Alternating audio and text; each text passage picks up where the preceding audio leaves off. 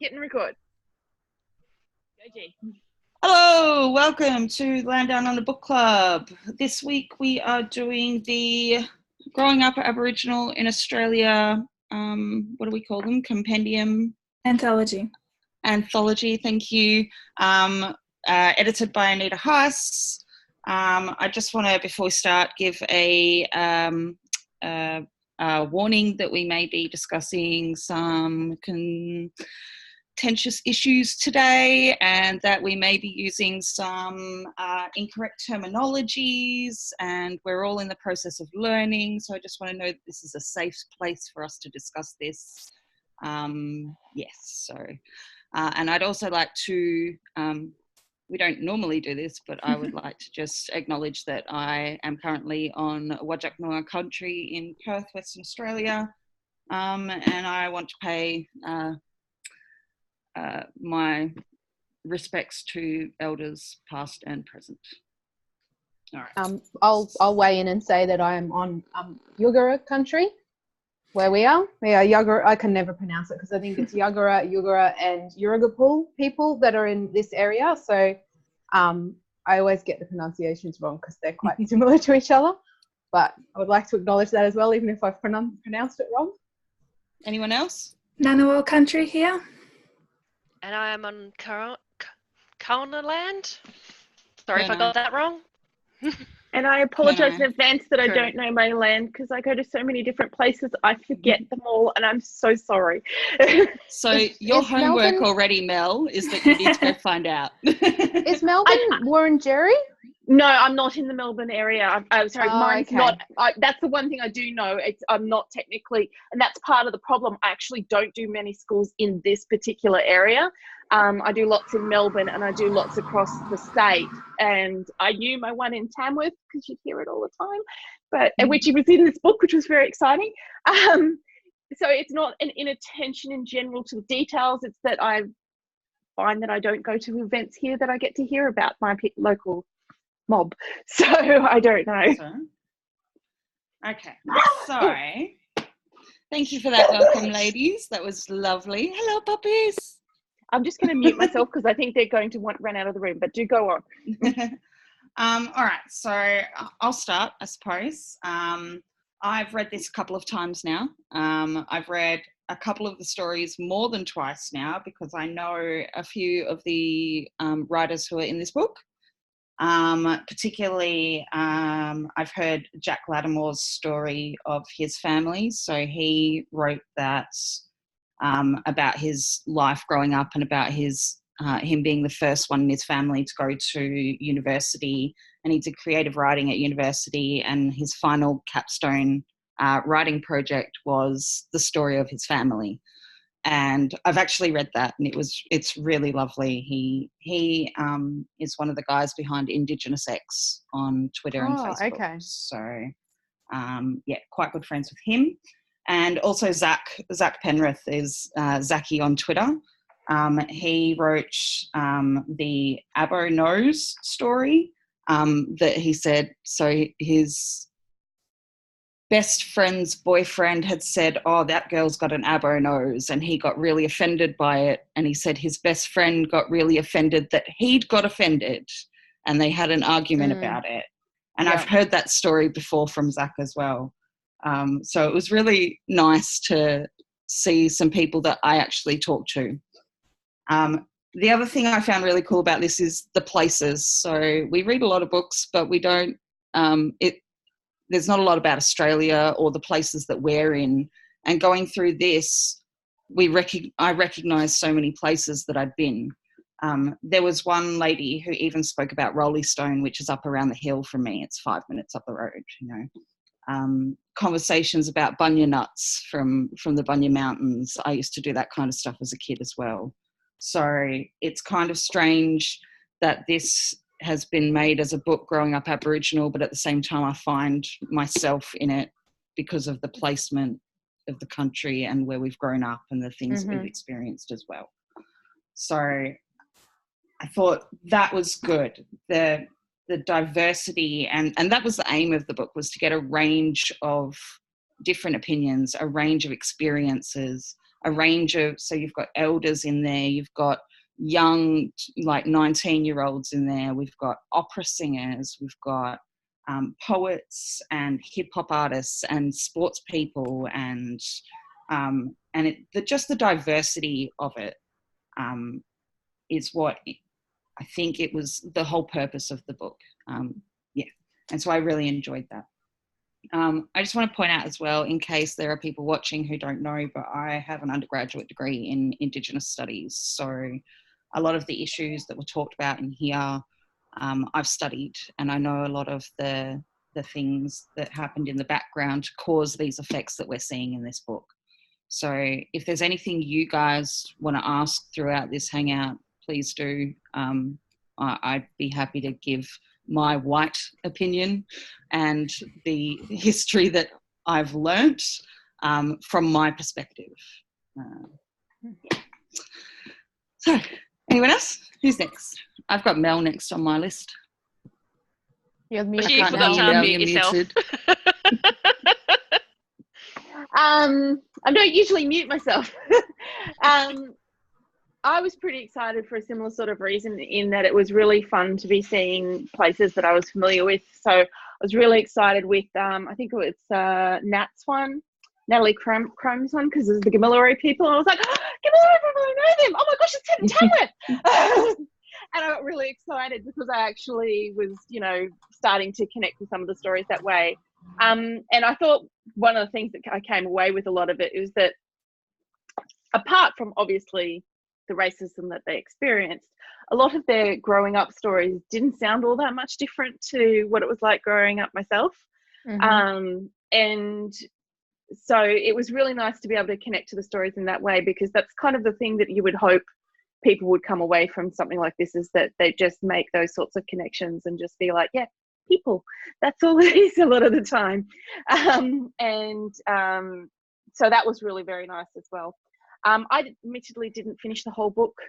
Very bad girl, sorry. But I did get a choice selection from everybody, so that I could go through and read a few different ones. Chose a few randomly myself just because they sounded interesting, and that was sort of a general way that I went through it, which I'm kind of glad I did, because having started off reading it straight forward, I started to get some feelings, which I want to talk just a little bit about how they put the book together. And that's more about probably the series, I would assume. I haven't tried the rest of the series, but I would like to also discuss that sort of idea as well with the group, because I think the rest of the series might be interesting to have a look at too. Yeah. Anyway, but yes, otherwise, I think it's one of those things like any anthology. It's some of its parts, and it's very hard to be perfect because it is a lot of different parts. In terms of as a reading experience, but I think that it's a really good project, and I think it's the kind of thing that we should be having more students in schools read and have access to. Yeah. On that, I'm pretty sure it is part of the curriculum this year, or one of them is. For I'm what not sure which year one. level? I am not sure. I think it's early high school. Yeah, that sounds about That right. makes sense. Yeah, that's what the teaching guide was saying. And the activities look like early high school kind of activities that they've got in there as well. I would assume, given the content, it would need to be early high school, just because I'd be struggling with the year 6 kids to even have this kind of conversation. Yeah. Even though a lot of the stories involve that age group. So it says years 9 to 12. Yeah. And for teacher pretty much all high development. school. yeah, all high school. Liz, you're up next on my list. I think, like everyone else, that I tend to engage the most with the stories about my area, because it's familiar, or because it shows it to you in a way that you're not familiar with. So I appreciated it for that. There were a lot of stories, so it was interesting to see how much similarity there are between some of those stories, and at the same time how much diversity there is between stories, because they do cover a pretty wide spectrum. But there were often themes that kept coming up, like feeling too black among white people and too white among black people, about how their identity is always kind of made to feel alien no matter where they are, which I found really heartbreaking and kind of a really result of possibly the stolen generation, but not always in that sense. So yeah, it was. I liked the way it highlighted complexity. There was one story, I can't remember which, but it was, and I think it might have come up in a couple of different stories. But it's like, I'm never this or this. I am this and this. They're not mutually exclusive. And I was like, yeah, I appreciated that things complex and can sit alongside each other. Yeah, definitely. Oh, actually, there was one other thing that really struck me, and that was the again, like Mel said, the way the anthology is put together. Like, it's quite unusual because it has all the pieces go in alphabetical order according to the author and their surname, and that is something very unusual, and it really struck me as someone who has had experience with editing anthologies and putting them together. That struck me as really unusual. So it would be interesting to have more of a discussion on that. I am actually writing that down because I think I have an idea as to why they've done that. I had a couple of thoughts too, actually, but I'd be interested to hear what you say, G. We'll keep going first. We'll do a round and then we'll get into some nitty gritty stuff. Kirsten, you're up next on my list. I'm probably going to say a lot of similar things to other people. Firstly, I did read it ages ago, so I've mostly forgotten a lot of the stories, but I think if you guys mention them, they'll come back to me. I did take a couple of quick notes, and one of the things that I wrote down was, I'm seeing again and again and again in so many of the stories the same thing you just said, Elizabeth, about this. I'm too white to be black and too black to be white, and that was such a common thing in so many stories.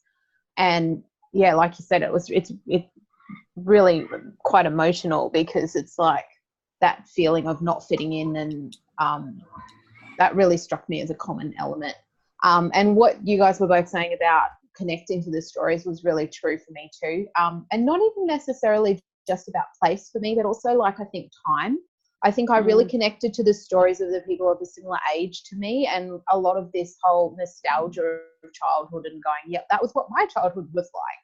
And then there was these other stories that were like completely different to my experience. And it was nice to get all those different perspectives. You know, they talk about it's good to have windows and mirrors, and I really felt like this book had both. Like, I saw myself in some of the people, and then I learned things from other stories, and yeah, so it was really good. I did like some of the stories better than others, but I can't remember which ones anymore because it's a while ago since I read it. And I did take down a couple of other notes about things to talk about, but some of the themes that I noticed, there was a theme of family and a theme of place in a lot of the stories, and a theme of belonging and a feeling of belonging. But yeah, I'll be interested I'm hoping you guys are going to jog my memory of what some of the specific I think we will.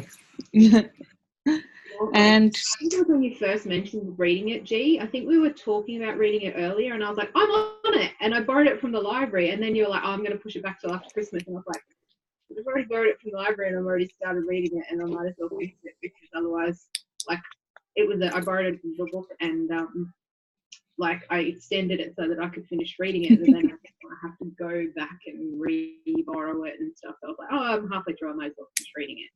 But now, yeah, I had a bout of insecurity about it.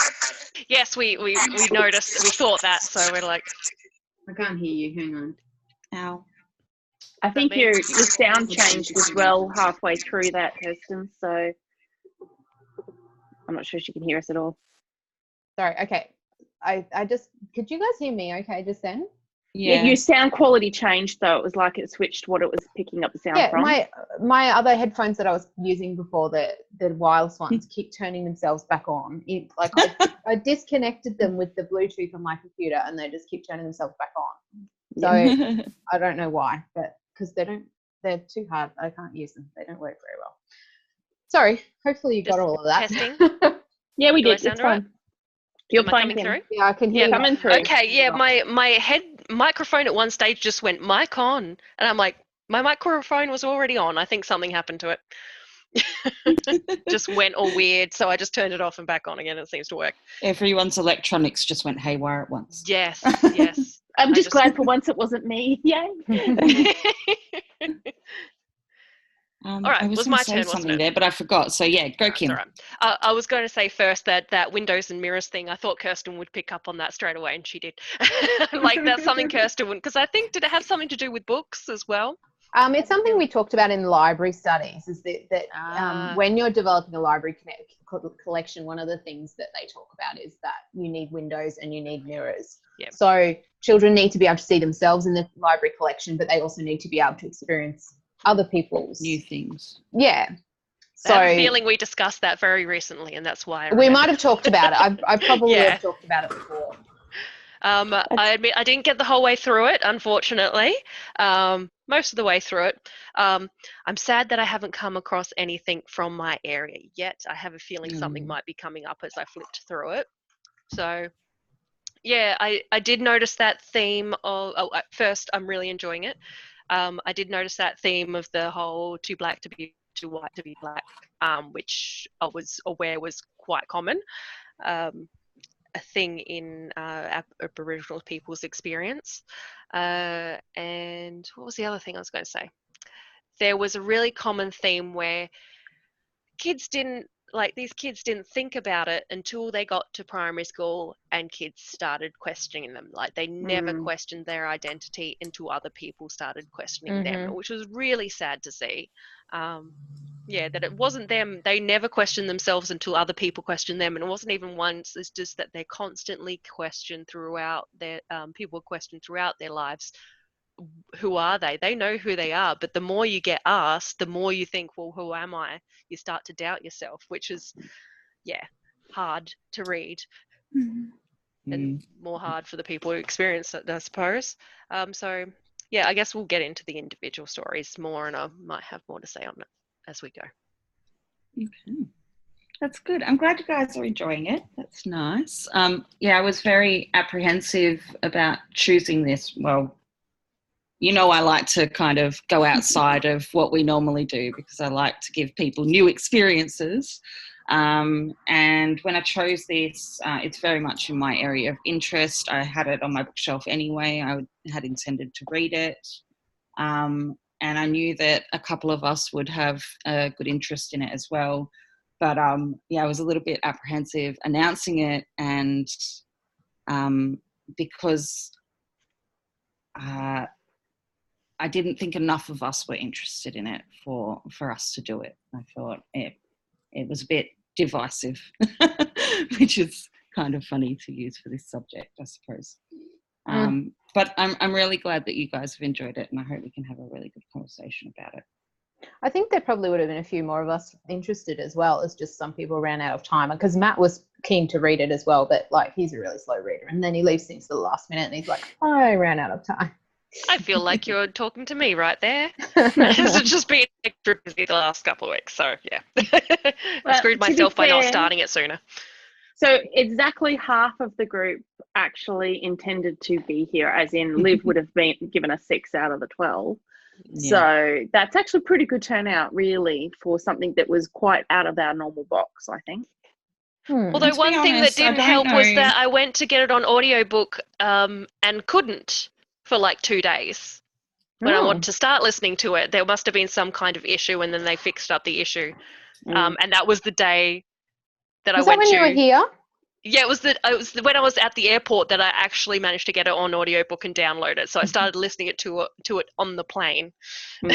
So I haven't been reading it for long. I would actually say for future, if anybody was to pick another anthology, doing something like what I did, where getting like a basic list from people who have already gone through it of recommendation readings is probably a really good way to get a few more people involved, because some people don't react well to anthologies in general. And it's a way to sort of help them to come into it without them having to read the whole thing. I find some people get turned off because if they read one thing that's not working for them, they start to feel down about the whole thing.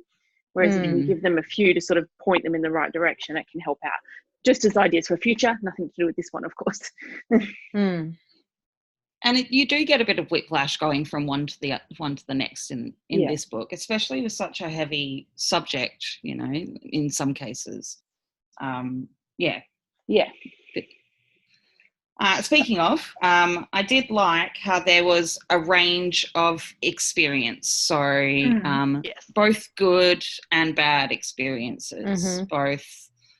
Yes, I'm solid in my Aboriginality. I know who I am, and no, I'm not quite so sure. And I struggled to find that piece of myself. It was a really good spread throughout, I thought. Yeah, I thought it was really nice to see so many people being very honest about their experiences and feeling they had a safe place to actually come forward and to share that. And I don't know. It makes me feel a little honoured that I get to read the stories. Yeah, it does. Let's talk about because we've already brought it up, the order of the story. Okay. So you said it's an alphabetical, and I think I understand why. And I believe it has something to do with making sure that there is not one person who comes first. It's not your story is the best, it goes first. It's in alphabetical order because there's no preferential treatment going on here. That was my thought on why they've possibly done it that way. I was thinking that perhaps from your experience with what you did with Clinton's Walk, you talked about the fact that when you were doing all of that work, that there were sometimes some clashes with some of the groups that you guys were encountering. For differential treatment and things like that. So that's exactly what I was picturing as being the reason why. I don't necessarily think it makes for a great reading experience, though. No.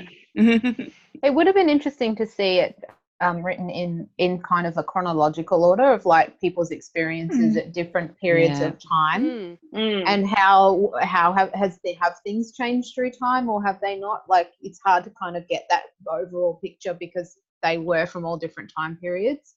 You know, like there were some older people and some younger people writing about growing up. So the counterpoint to that is that they are from such a widespread regions that it's not like a uniform change from region to region. No, that's true. Yeah. And the audiobook, they had several narrators for the audiobook, and I think they picked their narrators quite well per person. So they've got an older bloke and a younger bloke and an older lady and a younger lady, and I think they separated the stories into the right kind of narrator for that kind of a story. That would have actually been good, because I only did the written version and I felt like I didn't really get the vibe unless something was very explicitly said as to the age of the author quite often. And so having that audio give a clue around that side of things would have probably been really helpful for me in the experience. Not to say that it was poor by any means, but I'm looking back on the ones that I read, and because I know I didn't read all of them, I was like, I'm not sure I read any of them that would have been over 40. Based on just me going based on general clues that are there, and also the ones that I knew, I was like, well, I know you're not over 40 sort of thing. So I was like, was there anybody over 40? But that there were a few. So that's what I've missed out on, basically, because I didn't know which ones to go read for that.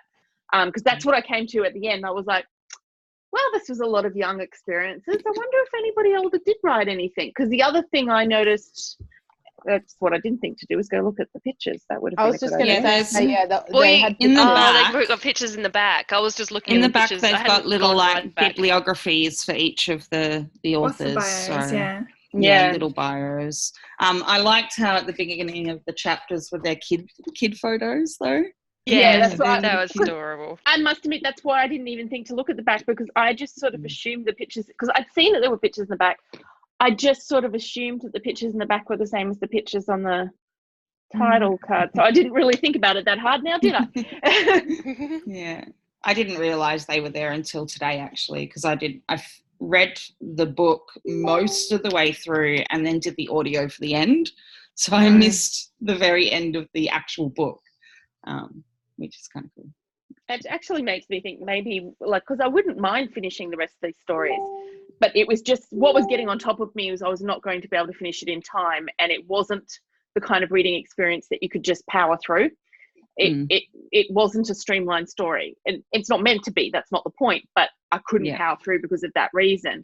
So getting the audiobook so that I can just pop on one and listen to it every now and then, kind of like I do with podcasts, is probably a really good idea as a way to get through it. Additionally, if you're reading it, it kind of I kind of think the audio works better for a few reasons. One, the people who are the narrators are like, one of them was on Play School, one of them is an actor, one of them is a performer, so they are very well spoken. Another thing is there's a lot of language in here, and the pronunciation, although Indigenous language is quite phonetic, so the way it's written is the way it sounds quite often. You can have a number of different spellings for the same word, but the way hearing it spoken is something different, you know, especially by someone who speaks that language or a dialect of Indigenous language, because of the guttural, the rolls and the I love the sound of the language. And there was another thing as well. Can I ask a question, G, just about that? Is it actually appropriate for us to refer to it as a language rather than the languages? It depends which one you're talking about. There are many, but Indigenous language, Indigenous languages, unless you know the name of the language, that would be the appropriate way of saying it. Yeah, just a curiosity thing. So even in like areas, so Noongar is Perth metro region, which is it's quite a large region for an Indigenous region. Has several different dialects within that region. So even if I say the Noongar language, there's not just one dialect of Noongar. There are several, and whether those languages are even still the same languages as what they were originally, because they've been lost and changed. And I heard that there was what was it? Oh, it was Dark Emu. They were talking about the fact that a lot of languages have actually even become homogenous because the people were put into common areas with other groups, other mobs. The language group that I work with, that's them. So they're 6 different dialects of the southwest of Western Australia, but they were their people, when settlers came and settled down there, took them all and put them into a mission in a little bit further north, and they all were not allowed to speak their languages, but the language was recorded by the linguist, and when we got it back we had to relearn that language, and we actually relearned that language with the people from the mission. So even if that was not their language, because they had lost it, at least they had gained some language from that area to hold again. It was I'm sure there was a couple of stories in this book that referred to that being put onto a mission with other people from different areas, and that whole thing of, well, we were all put together because we're all Aboriginal, but they were all people from this other area and I was from a different area, and so even though we were all put in together, I didn't connect with those people as well because they weren't my people.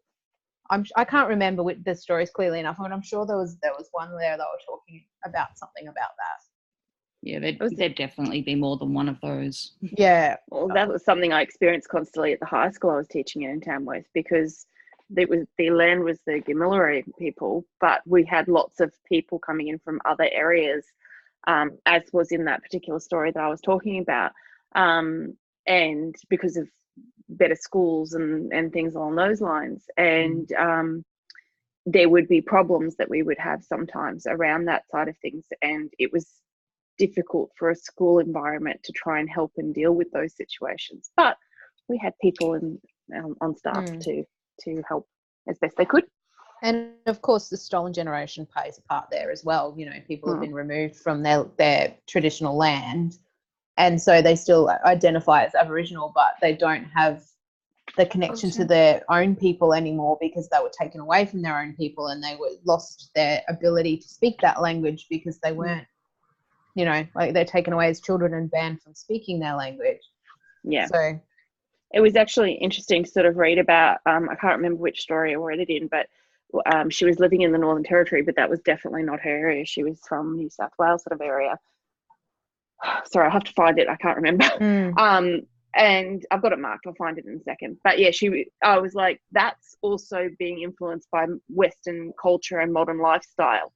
Like we don't stay in the same area anymore because jobs mean we go work somewhere else and things along those lines. And so she talks about visiting and going back and seeing her mob and her family, but she lives and works in a different area, and that creates some disconnect for her. So makes it difficult for her to be part of the immediate culture around her.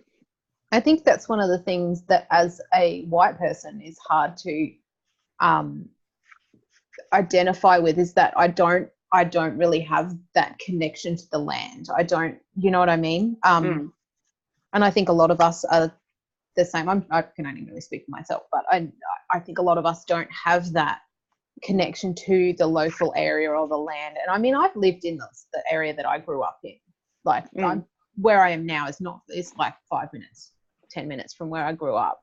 But like, it's really only convenience that's kept me here. It's not, I think if I had to move cities, I don't think that would affect me too much. But I don't feel like I have that same kind of connection. But yeah. Oh, I remember which one it was, by the way. It was the Shani Wellington one, which was written very much like an essay, which was a bit of a change in style to a lot of the other ones I read, which I wrote at the end. As essays goes, this is excellent. I wrote that because I'm not a fan of essays. I wanted to talk about the different writing styles as well. That's what else I was going to say about the audiobook, because lots of these were not actually written by their authors. So, for example, the first one, which is a conversation, is a literal conversation that has been transcribed. I got that impression. Yeah. Yeah. So, and lots of these are not, like, English is not their first language. They can't write in English, some of them. Yeah. So some I was of them actually wondering that. Because it wasn't a criticism as they shouldn't have done it. But as I was reading a lot of them, I was like I taught a lot of Aboriginal students, and I dealt with a lot of Aboriginal families in Tamworth, where I would consider them to be quite westernized. But even then, their way of speaking was not what I experienced in this book. Yeah. And I was like, okay, so to me, what that means is probably what they're doing is they're trying to make sure that language isn't a problem for someone who's white and reading this and getting a negative impression because of that. But I wasn't sure how I felt about that. They wanted to make it accessible for all Indigenous people to submit to. So there was actually a call out. I know Mel's on Twitter, but Black Twitter is a huge thing. Indigenous Twitter in Australia is massive. And so there was a call out on Twitter for submissions for this, and they got hundreds of submissions for it. It was made so that anyone could access it. It was called out on Twitter, but it was sent through what they call the Indigenous grapevine, through to everyone who they could get in contact with. And so there are people from remote communities who made submissions for this. and yeah, like I said, they just wanted to make it accessible so that anyone, whether they spoke their language or not, whether they were academic or not, whether they were a creative writer or not, you know, academic or like one of these is even in song, you know, like it's, yeah, that is really impressive. And it's so hard to translate that into print sometimes. Because I think they did fairly well, but the audio just, yeah. I wish I'd done the audio. I think it would have been nice. And I think it's one of the only audiobooks I've actually listened to at normal speed as well. Yeah, I turned it up to 1.25 just so I could get a more. I didn't like it. I wanted to listen to it at just normal speed. Yeah, it's because it's a story. It's got a rhythm and a momentum and it's the way Indigenous people tell stories or tell their story is it's an art. You know, they have an really oral beautiful history. That's the thing. Like that's their way of telling stories, and so it makes sense because it especially for a lot of them, if they're telling it in language and stuff, they would be doing it in their very much the traditional manner, I would imagine. So which is almost where I almost feel like I wish they'd gone a step further and gone like, and maybe that's something for it's probably only really relevant to this particular book as opposed to the rest of the series, which means it's probably not a possibility. But to me, what I would love is someone to do like a podcast version of this where they captured lots of stories, but they did it by going out and actually capturing the stories from the individuals who are willing to have their voice recorded. I'm not sure whether that would cause a cultural problem because I know there's some issues behind video and recording. Sometimes. Yeah, but I feel like that would be a fantastic experience to have that.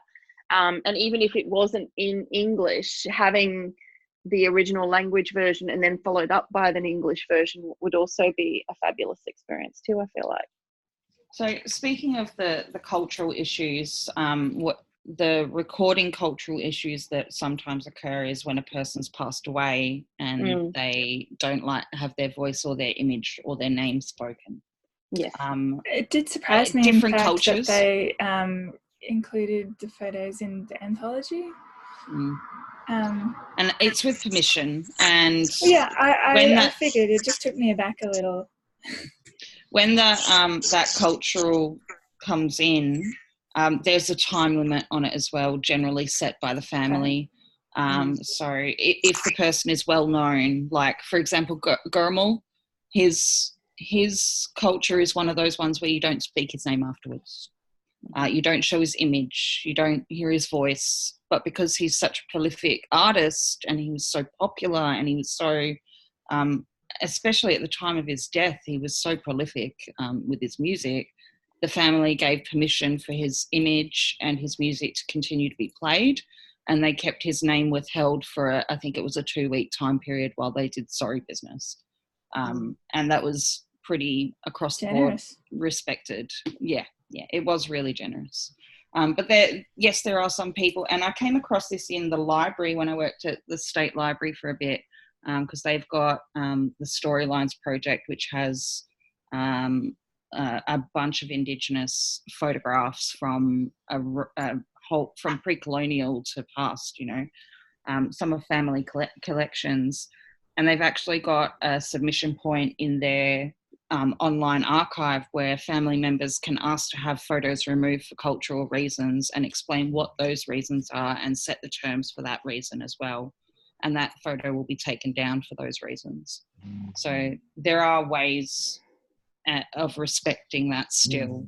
And there are families that have contemporized those things in certain cases, depending on the person and depending on the family, of course. On that note, actually, one of these authors, one of these authors is deceased. She died. It does mention that. It was it says it in the very beginning of the book. There's an acknowledgement of her, and at the beginning of the audio book as well, Anita Heiss actually says a few words about her and actually they discussed only shortly about whether they would include her story or not.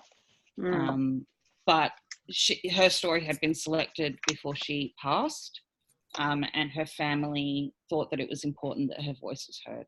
She wanted it to be in there, so they said yes to it. And so they dedicated the book to her, which was quite lovely. And devastating. Another one of those life expectancy issues with Indigenous people. Especially because it was quite a hopeful piece in a way. It was really lovely. Read it kind of with that knowledge that she was no longer with us. It was kind of heartbreaking. It was. And she was, I think she was a poet laureate as well. I did not know that, but it was quite a lovely piece. Yes. Which story was it? Alice Ether. Yeah, Alice Ether, Yuya Karabura. Oh, wow, damn. I'm impressed That one, too. I'm like, because I listened to the audiobook recently. This is why I need to get the it was audiobook. beautiful. Yeah. And like even this, I'm looking at it, I'm like, yeah, this. I'm one of those people who poetry just doesn't do it to me when I just read it on the page. I need it read to me. I'm the same. Yeah. Because it's got that intonation and it's got a flow like music then. Yeah. Whereas when I'm reading it in my head, I'm constantly like, am I putting the pauses in the right place? Even though there's line breaks and stuff, I just find that when someone reads it to me, it's much more emotional a reaction that I get. Exactly. I just feel like it's the way it's supposed to be done. It's like trying to read lyrics to a song, and it's like that's not how you're supposed to experience a song. And funnily enough, once someone has read it to me once, then I can reread it and I can hear it in my head. And I can reread it, but it's reading it on it the first time on its own. It's not that I can't read it. It's just that it never has the same emotional impact. Yeah. Yeah. That's all right. So one of the things I noticed while reading all of this, just while we're talking in general and everything, I really kind of like the ones that really sort of delved a little bit more into like a specific event. I noticed there was sort of a trend. There was two sorts of trends. You'd get ones that sort of focused on a really specific event or two and would tell that story, versus ones that almost seem to try to give their whole history of their childhood. And I particularly enjoyed where they told the story of this particular event. I felt like those resonated really hard, those ones. And obviously the whole point was to have a mix, and so there's nothing like wrong with having a mix in there, of course, but I just felt like every time I read one of those where they really focused in that way, I was like, okay, I can feel the emotional connection here in a way I don't feel it in the other ones. Yeah, but that's possibly personal. It could be because we read a lot of fiction, and then reading about one particular event reads a lot more like the way that a fiction book is written. Not that it sounds fictional, but it's more like a story, whereas the ones that are telling the whole thing is more like a memoir, which I don't read a lot of.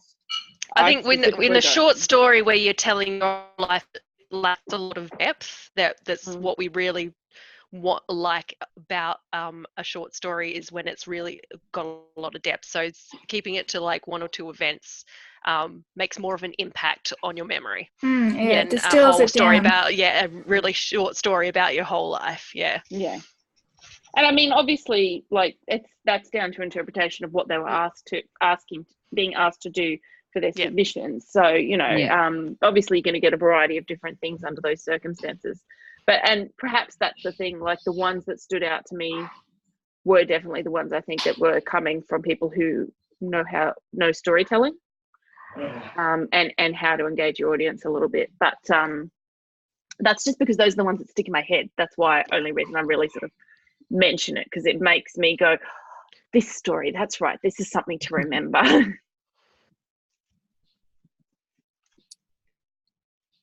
What else?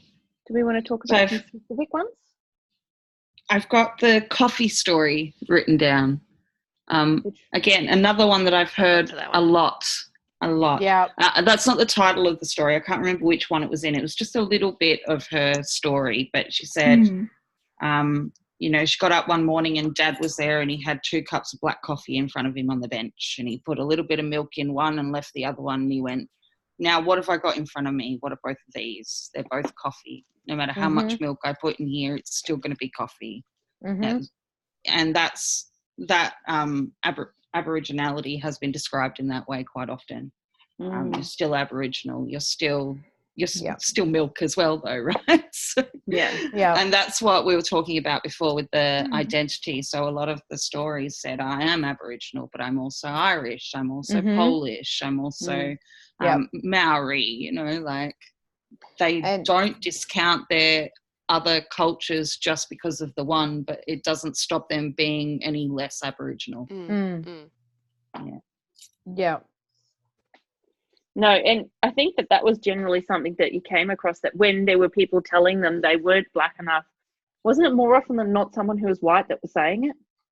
Oh, but I think in some of the stories, even other Aboriginal people were saying, like, you're too white. Which was the thing that I thought was really sad. There was one where the girl said she was passing white. And she said the one thing that really stood out once was when she was at a family gathering and she picked up one of her baby nephews and he screamed in language, no, white man, no. Oh, God. And she went in her room and went and cried. And that was her nephew. So that was her blood. And That is sad. Yeah.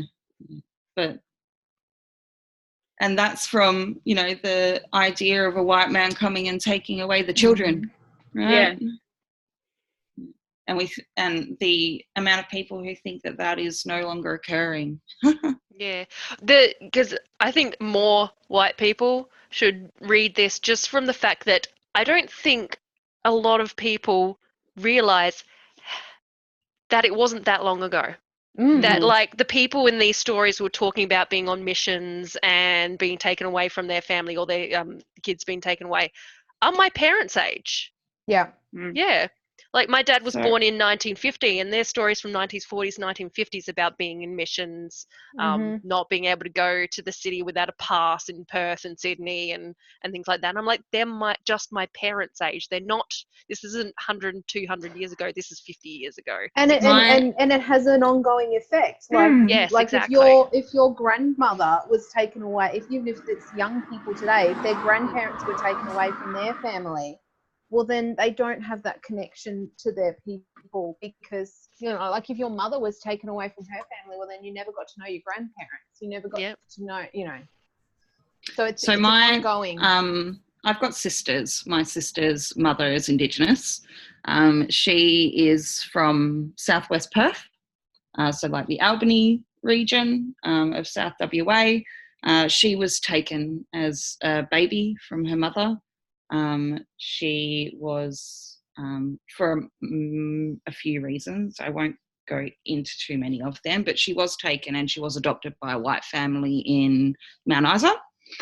And she grew up there, always knew she was Indigenous, but never had the need to reconnect with her family until some medical issues happened and she needed to find them. So she found this family who had been looking for her forever. Her mother had passed, unfortunately, but her grandmother is still down south and alive, and her cousins and aunties and that are all still there. When she found them, her white family disowned her and my sisters, and my sister's daughters, wrote a very nasty letter to my oldest sister explaining why they would never be seen again. Which is their loss, according to all of us. But the ongoing effect of my sisters not knowing who their parents are, who their grandparents and who their family, extended family are, and the fact that they live here now. So I went to a gig with my sister recently. She's newly single and she's out and about and looking to date again. And the gig that I went to was an Indigenous artist's album launch, and my sister was next to me going, I really wish that I could flirt or, you know, go and talk to any of these people, but because I don't know who my family is, I might end up dating a cousin. Oh. So she's literally like, I have to find someone who does not belong in Perth, whose family is from the eastern states. If I want to date a black man, I have to date someone from the eastern states. That one that was the story about the emo one. Aboriginal, yeah. Yeah, that one. That's exactly the kind of thing she talks about. Like, Yep. I was like, wow, yeah. Mm-hmm. And it could easily happen, easily. I mean, the family that my sisters are from are actually part of the language group that I worked with. And I did not get that connection from my family. I got that from somewhere else. And then after I worked with them, realised that was my sister's family that I worked with. Wow. Yeah. Small Perth, very small. But yeah, that kind of a thing, like it is parents, you know, that's her mum has been taken away from her grandparents. Yeah. And that effect on her in her life now means that she has to be very selective the partners she chooses. Mm-hmm. That's like something I wouldn't have even thought of course. Yeah. Yeah. And the reason they took children was because if they were not black, if they had a little bit of white in them, it was of the opinion that they could be saved. They could be civilized. They talk about one of the last ones I read was where they were on a mission and because she had one of the whiter skin, she wasn't even allowed to hug her brother. I know, And that was terrible, wasn't it? That is so disgusting and so sad. Like she was just a little girl. All she wanted to do was hug her brother. And to have him there and at the same time have been taken away from the family, be able to see your brother but not touch him and not have that affection. And I do not doubt they didn't get any. This is why this whole thing that's just come up in the news lately about, let's have a register. Oh God. Oh God. When I saw that, I'm like, do you realize what other groups have done registers and how that ended up? That was the first thing I thought too. Oh my gosh. Nazis and stuff, but it's also like so offensive to go. It's so like offensive. It's taken us back in the direction because in America they've got this thing where it's like you have to have a percentage, and if you've got this certain percentage, then you qualify for this, and you don't qualify for that if you're not. And like it's going in the wrong direction to be. It's just. We have a system, and it works fine.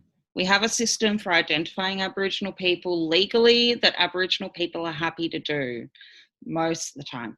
Sometimes after they get those documents, they go ahead and burn them. But so it's a three-pronger. You have to be of Aboriginal descent, be accepted by your community, and be accepted by your community. And there's a third bit. Oh, damn, it's gone. But anyway, it's done through, like, you have to submit through your, through the group that you are identified with. Yep. So you have to have elders sign off on you, and then you have to go and problematic, though. It is, especially for those people who have been taken. Yeah. You can't prove that they have Aboriginal descent. So when we're thinking about the Bruce Pascoe issue that's happening at the moment, the deal with that is his great-grandmother was of Aboriginal descent, but he has nothing to prove that. He is accepted by his community, and his community is happy to have him, and he is a great and asset to that community, but he can't prove without a doubt his Aboriginal blood. And that's why they've referred him to the AFP. But how do you prove that you have Aboriginal blood? Matt supposedly has Aboriginal blood because his family have told him, your great-grandmother was Aboriginal. But they don't really know anything about her, and he has no connection to any Aboriginal people from where he was from because, like, they don't know any, like, I mean, he's the whitest person you've ever seen in your life. But, like, you know, he burns when he even thinks about going under the sun. But, like, he's from Tasmania as well, right? Yeah. So Tasmania's records are pretty much decimated. Yeah, and his parents have told him, you know, we've been told that, you know, this is the case, but like there's no documentation about that, and like that's why he doesn't consider himself of Aboriginal descent just because there was no connection to. There's been no connection to culture, and there's been no connection to any of the people or anything. So like he doesn't consider himself, but that's his mother. I don't even know which side of the family it is because I don't know a lot about it. But his parents have said like that there is somebody in the family, you know, that you are descended from. But because there's no connection there and there's no, it's but that's too far. why there is the three-prong identification, because there are people with Aboriginal blood who don't identify as Aboriginal, and that's fine. That's okay. You know, you do you. Yeah. Well, I mean, I have Norwegian blood, but I wouldn't call myself Norwegian because I don't like when my family came over from Norway. They became very Anglicized. Well, I suppose it's still Anglo. I don't know what Scandinavian counts as, but you know, like they changed the last name a little bit to make it less. Like they say, we always said Knutsen. It's Knutsen in Norway, but we always pronounced it as Knutsen because it was kind of more of an Australian way to say it. My mother is in the same boat. Her surname we would say as Jorgensen. But in Denmark, it'd be more like Jensen. Yeah, and that happened with a lot of immigrants that came here because they basically like that was the policy at the time was you assimilate to Australian culture and you forget about your old culture, and so like that was the policy with a lot of people, you know, and I think a lot of people don't have that connection to their previous culture for that reason. That White Australia policy and everything that was happening at the time. Mm-hmm. But, yeah. And like if you look into the White Australia policy and like the rules that they had about immigration at the time, it's just like, so when you were immigrating to Australia, you had to pass an English test. You had to pass a test that, you know, proved that you had to pass this test. I'm trying to remember exactly, but they could actually give you the test in a language that was not English, the country that you're going to, but also not your native language. So like you might be coming from, I don't know, you might be coming from Italy and they might give you the test in German, even though you're coming to Australia, because that was just their loophole of so it's like, oh, well, this is how we keep out the people that we don't want to come in. We can give you the test in whatever language that we want. And it's just setting people up to fail. So we're getting on a sidetrack here, sorry. but it's probably talking about the same kind of mentality that was in that you know caused the Solent generation as well, was this mentality of we're trying to homogenize everybody into this one culture of this English culture. Yeah. And so it's interesting reading Dark Emu now as well, the idea that Bruce Pascoe has put in that, well, it's been obvious the whole time now that I think about it, that colonialists only ever came here to colonize, no matter whether there were people here or not. And there were people here, and they were a civilized nation of people, just not in the same Western style. But because the colonialists had already got that mindset that they were here to claim this country no matter what, they had to put those people in that place to be able to sit above them and be the lords of the land, you know? Yeah. Oh, that was always going to happen no matter who was here. Because they did it everywhere else. I mean, look at the Incas and the Mayas. They had a very advanced civilization in terms of like the way that they define it, in, you know, cities being built and language and you know, writing and things like that. That they might say, well, the Aboriginal people didn't have big cities, so they weren't civilized. They did. Well, you know, they did. I haven't read. Yeah, no, but I mean, you know what I mean? Like, even if they use that as an excuse, it still doesn't work because they didn't care about that when they went to any other country that they decided to take over. Exactly. So why would they hid the truth anyway? That's the point. Like they hid it because it didn't suit their abilities and arguments for why it was okay for them to be there regardless. Yeah. So they hid the truth. Yes. Justification. It's like, you can't prove it, you can't disprove it. We win. Yeah, I should really. When you said, was it you, Mel, that was saying the audiobook was really good? Yeah, do For the Dark audiobook. Emu. Yeah, Yeah. I think I might do that. It's really, really Yeah. good. Like it blows your mind. It is incredible. It's really good. Is the title based on Aboriginal astronomy?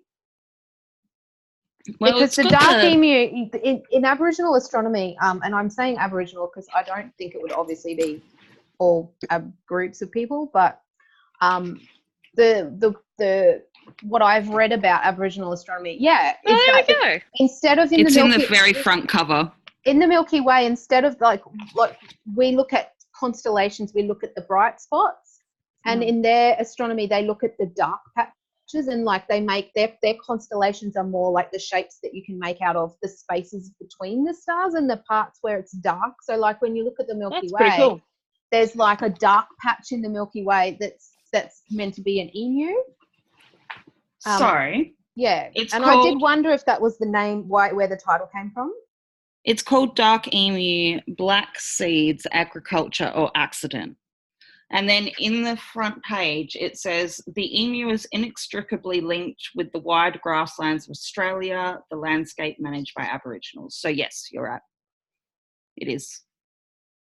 Yeah, I haven't read anything from the book itself, but when I saw the title, I was like, oh, I wonder if that's where it comes from, because I have read up a little bit about that, because I'd like to do some stuff with the kids at school about Aboriginal astronomy, and the fact that they did, have a system of astronomy where they had landmarks in the sky and things like that a lot of people don't realise. So. Kirsten, did you know there's a young Dark Emu book as well? Yeah, I did. I haven't read it, so I'm not sure. I don't know whether is it primary school age? Yeah, it's 5, 6, Okay. I would say. Yeah, it is. It's presented like a picture book, but the information is bulky text, so definitely 5, 6s. Okay. There's also a little display out at Honeysuckle Creek about Indigenous interpretations of the Southern Cross, I think. Mm-hmm. So maybe I'll get out there and see if I can find some information for you. Yeah, I think there's a couple of books, because I was looking into it last year about picking up a couple of books for the library about Aboriginal astronomy, especially because the kids do a lot of astronomy stuff in science, and it would be a nice way to integrate that. So SBS as well, I think it's still available. SBS has a film called We Don't Need a Map. It's by an Indigenous film writer called Warwick Thornton, and it's about how Indigenous cultures read the stars and navigated by the stars. That's cool. I'm pretty sure it's still, I can see SBS listing it still, whether they're still showing it or not. It's really good doco, and he's seeing it on there. Filmed it really well as well. I'm not seeing it on the app anymore, unfortunately. There's a website called aboriginalistronomy.com.au, which I've looked at a while back, that was talking about so if you're interested, that would be a good page to go to, because I think that's where I learned about it a lot, because I was looking into it because we were doing like a lot of, sometimes classes will do a subject and they'll ask for books on a subject, and I was curious about it, because I'd like, well, it'd be nice to be able to put in some Indigenous perspectives into this subject that I know a lot of the classes cover, and I was looking for resources on it, and a lot of the resources I found were like websites and stuff. Well, I personally think that more and more what would be nice for us to do, because like we're supposed to, one of the things that came through with the Australian curriculum is we were supposed to integrate the Aboriginal knowledge into what we were teaching, rather than just being let's just teach Aboriginal culture for this period of time. It was supposed to be an integrated piece across the board. And I feel like that's one of the things we should be doing, is looking at when we're teaching something, what could we be teaching from the Aboriginal culture at this point in time, rather than just teaching the generally Western-centric point of view that we constantly do. Yeah, and it is technically like supposed to be part of the curriculum, but I feel like it's not done as well as it should be. I feel often like because I don't feel service a lot of the time. I personally think a large part of the problem is that, and this is getting a little bit off topic, I know, I apologise guys, but I think that there's no PL that I've seen which really actually teaches our teachers how to address it. So all they've got is their personal experience, all of which they're being told now they're not allowed to do anymore because they can't, because they're not supposed to be disrespectful by having the kids sit down and do dot paintings and things like that, which I understand and I totally get, but also that leaves the teachers feeling like, well, what am I supposed to do now? Yeah. And nobody's filling that void for them and telling them, well, this is what you can be doing. And also re-educating them at the same time. In the C2C, which is what Queensland's interpretation of the Australian curriculum is that we have this thing called C2C, which is curriculum to classroom, I think it stands for. And it's basically like, here's some lessons that you're teaching. And a lot of schools follow it. But the C2C stuff does have Indigenous perspectives, like there'll be entire lessons, but there'll also be like parts of lessons and stuff. But in my experience, a lot of teachers kind of go over that bit really quickly or cut it out altogether because they have, and because for the same reason they cut other stuff out, because time constraints. It's basically, and I've done it myself, because when I taught HAS a couple of years ago, we were given half the time to cover what we were supposed to be covering. And so we basically went, what's in the assessment? This is what we're teaching is directly what's in the assessment, and everything else that's not in the assessment we cut out because we literally did not have time to teach anything that wasn't assessed. And it's happening a lot. So it's there in theory, but it's not being taught in practice. I don't think it's being taught as much as it should be. Yeah. Because there's so much in the curriculum that we're supposed to be covering that people cut things out. And yeah. But it's a problem of the curriculum in general, really. Yeah. And I think I made a note about this at one point, not about the education, but just generally.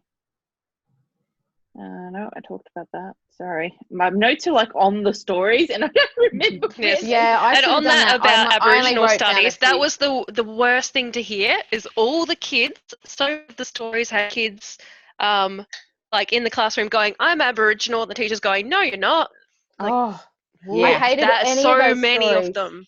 And because I was like, oh God, as a teacher, it kind of hurt my heart because I was like, this is what, this is the experience that they had of teachers was this, white person standing there saying, this is who you should be and this is who you're not. And then a lot of the other stories we're talking about, I got pulled out of class and put in a special thing with all the other Aboriginal and they hated it because it separated them from their peers, and then their peers picked on them more.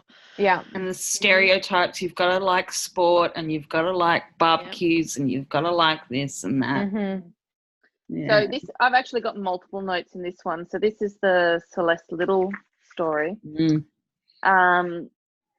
So one of the things I wrote was just at the end of just a general one, how do we include cultural education in Australia, not just Aboriginal, but actually just generally, because we are very stereotypical about how we teach culture in Australia in general. And rather than actually including real experiences, we're like, let's try this food and let's put this clothing on that nobody in that country wears very often anymore and things like that.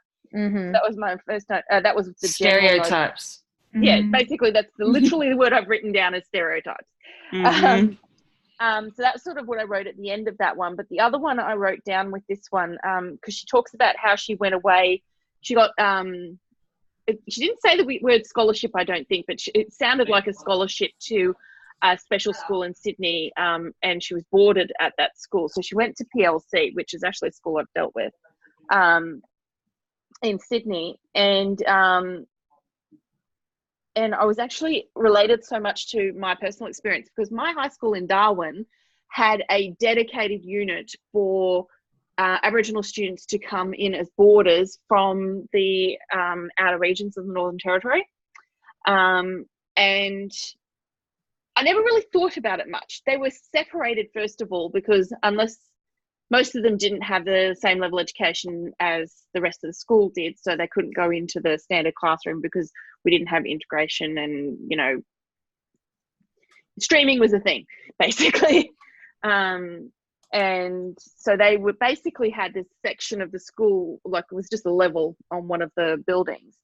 And at the time I didn't really think about it. I just was just like, it's there and they do their thing and all of that sort of stuff. But I've never really thought about the fact of how terrible that must have been for them to be ripped away from their homes. And the parents are like desperate for them to go because they want them to have a different experience, because it was all like consent as far as I'm aware.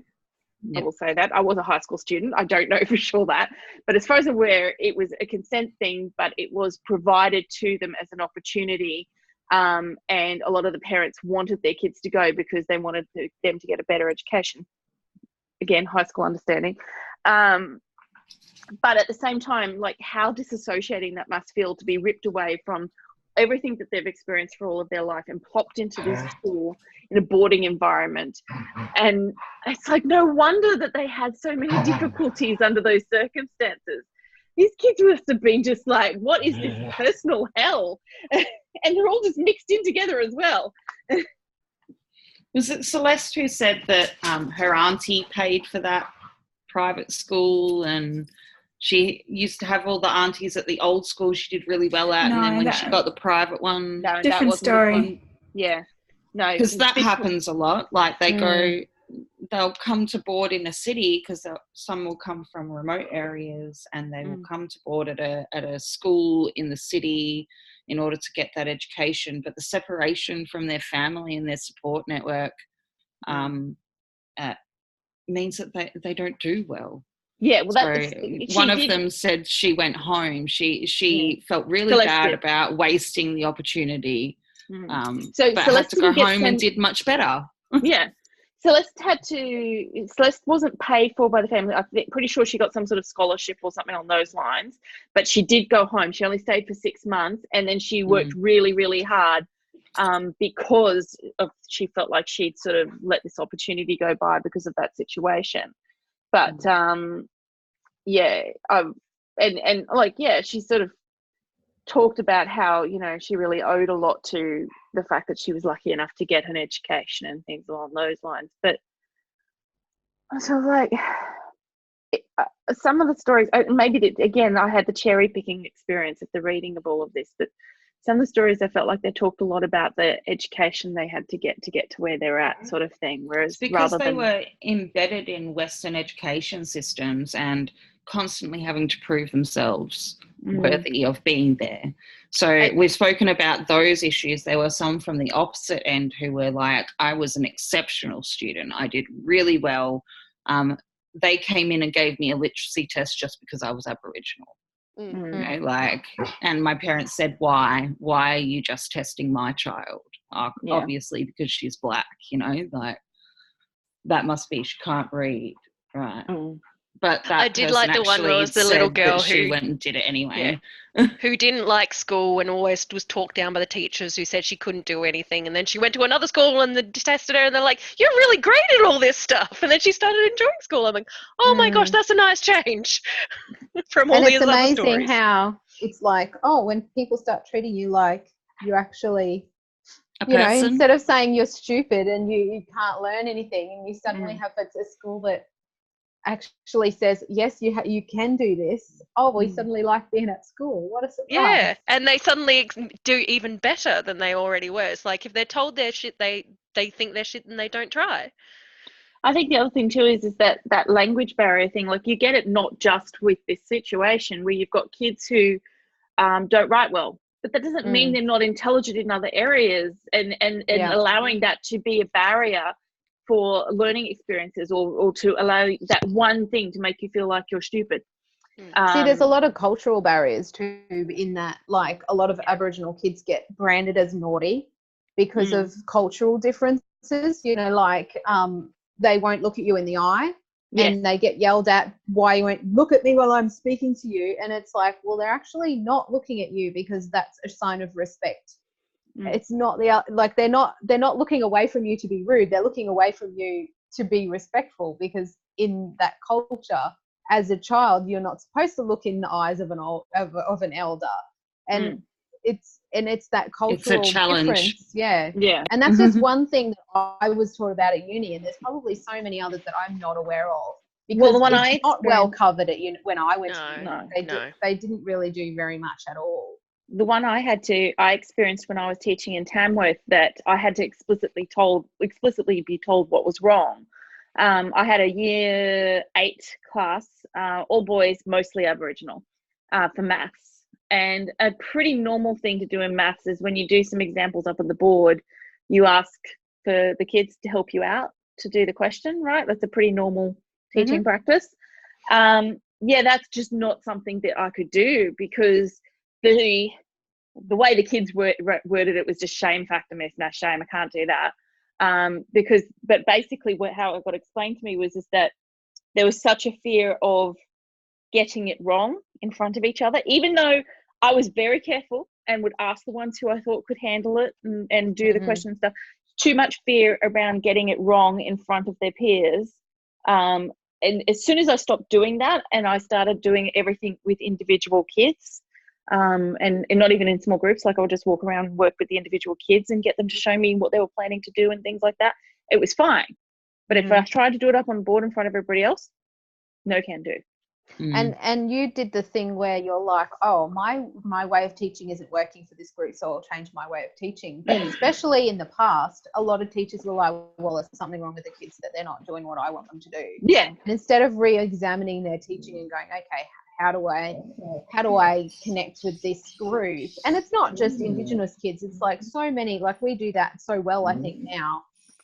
It's not as well as we could be. I think there's definitely a lot of room for improvement, but compared to even when I first started teaching, the amount that we differentiate for different children and change our teaching styles for different children is like, it's been improved a lot. I mean, I've been teaching 2002, so like 18 years. 18, yeah. I suppose it depends on where you count. Like I had a year off with Xander and a year off with Claire, but it's been quite a while. It's changed a lot in my time even. And when I look back at like the generation before me, like my mum talks still about, writing on slates and you basically, she was told she was stupid, she never went to high school because she was just told she was too dumb to go to high school. And my concern though about that is I feel like primary has changed. My experience with secondary is I don't really think it's shifted that much at all. Really? Yeah. So I don't really know anything about secondary, unfortunately. Yeah, the experiences that I've been having with secondary teachers is getting them away from the teacher-directed model is virtually impossible, and especially in particular subjects like maths is a major one that it's a real issue. Just getting them to shift their way of thinking about how to teach it is just like trying to shift a mountain. Anyway, maybe it's I don't know, we have to teach so many different things in primary school that you kind of become more of a you have to change the way you do things anyway because you're doing so many different things. So I don't know. Yeah. Look, let's be fair and honest. Primary school teachers have to do 4 years in education. High school teachers do what I think it's 2 now, but that's only very recently changed, and it used to be just 1. It depends. No, it's not necessarily. It depends. I've had teachers in primary school that have done that too. Like they've done a 4-year degree in like I think there was a prac student that I taught as like secondary bachelor's degree is also a 4 years. Any kind of Bachelor of Education is a 4-year degree. It's the master's. So if you're like me and you have an undergrad in English, I can go get a 2-year master's degree to teach secondary in English, and I've also you could do also as well. Yeah, I have had people coming doing a graduate diploma. We don't do those anymore. They got canned. They're a 2-year masters now. Yeah, well, this was back when I was at Collingwood Park. It was long before I we had a 1-year grad dip for secondary, and it's only just been taught out now. Yeah, well, that's because I had this person come into the classroom and I was teaching them on their prac, and they were doing a 1-year course after they had a bachelor's degree in another area, psychology or something, and decided to go into teaching, and they were only doing 1 year, and I was like, that's insane because I tell students when hiring, like when they hire teachers, they look at if you've got a bachelor's or a master's. They're more likely to hire you if you've got a bachelor's because you've got more practical experience in a classroom than if you've got a master's. Yeah. The practical component is not nearly as large in the master's as it should be. And it also varies from uni to uni. Like some unis do like, like I remember the difference between what my uni did versus the Sydney uni, University of Sydney. They didn't even teach in the first year. Like I was in my first year, first term, I started doing teaching work on my first prac. And I did a whole year. We do simulation labs in the first week. If they can't handle talking in front of a simulation lab, then they don't get into the course. Yeah. See, I did a whole year of university before I had a prac. Wow. And we lost a huge number of people from the cohort at that first prac because everybody went out into schools and was like, holy shit, this is harder than I thought it was going to be. Or this is not what I thought it was going to be. So, well, they also eased us into it. Like our first prac, we only did small groups. So we never taught the whole class. My teacher let me because she was like, you're doing fine. You go for it. Let's do something here. And so she sort of extended me out. But she read the room and figured out what I could handle and what I couldn't. I was only supposed to just take small groups just to sort of start easing into it. We're getting really off topic. I was just thinking that. Yeah. I was just thinking that. I actually just looked at my list and we pretty much have spoken about everything anyway that I've written down. So I think, unless there is more like policy and like Australian history stuff that you guys want to know that I could explain, then we've covered all of my topics. Anyone else? The only other thing I've written down, I only wrote a few notes about what was like commonalities that I noticed in the story. So I haven't got any notes about particular stories, but one of the things I wrote down was about, in general, I got this idea of like, which I kind of knew already, but I think the stories illustrated well that there's lots of different ways of being Aboriginal, and that a lot of the people in the stories had interactions with other people who assumed that Aboriginality was this homogenous thing, that all Aboriginal people were the same. Everybody does dot paintings and has boomerangs and, it's this kind of stereotyped way, and we've sort of talked about this already, but it's the only note I've written down that I haven't talked to yet really was like, this idea of this homogenous culture that it's still around. Like I still talk to people, kids especially at school. Like I always have to talk to them about this is only one group and not all the groups. Like because I read a lot of Aboriginal texts, and I quite often, like most of the time, if it's a text by an Aboriginal, like a picture book by an Aboriginal author, it will tell you what their country is. And I always make a point of saying that to the kids when I'm reading the book, of saying this author is from this place, and pointing out that just because, this was from that place and not necessarily our place. And one of the problems we have is that most of the Aboriginal books in our library are from other states. There's not very many from Queensland. So. Yeah, there aren't very many from Queensland. Is there a reason Queensland? Queensland is Queensland and WA, because they're quite large states and they were quite pastoral states. They were the first ones to, well, not first ones, but they savagely killed their Indigenous populations and enslaved and moved them around and for the use of the land. So that's most of the reason why. So